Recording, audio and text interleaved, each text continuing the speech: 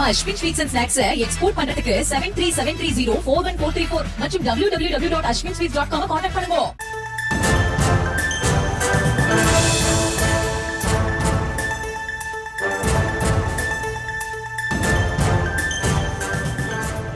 அண்மை செய்திகளை பார்த்து வருகிறோம். கீழ்ப்பாக்கம் மருத்துவமனை வளாகத்தில் ரவுடி வெட்டி கொல்லப்பட்ட சம்பவம் தொடர்பாக 4 போலீசார் சஸ்பெண்ட் செய்யப்பட்டிருக்கிறார்கள். இது தொடர்பான விவரங்களுக்கு இணைகிறார் எமது செய்தியாளர் முரளி. அவரிடம் பேசலாம். வணக்கம் முரளி, இந்த நடவடிக்கை தொடர்பான விவரம்.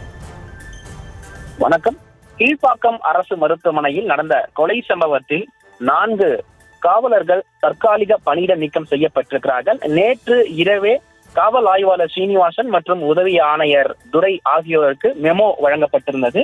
நேற்று அதிகாலை கீழ்ப்பாக்கம் அரசு மருத்துவமனையில் ரவுடி ஆதி என்பவர் மர்ம நபர்களால் சரமாரியாக வெட்டி கொலை செய்யப்பட்டிருந்தார்.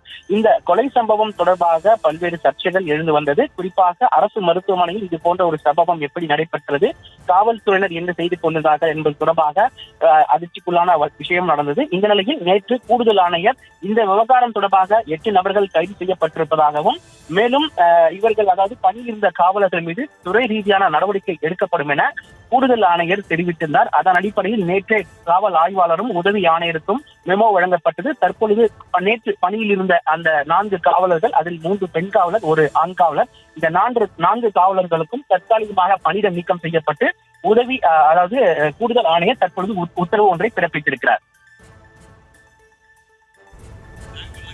விவரங்களுக்கு நன்றி முரளிகிருஷ்ணன்.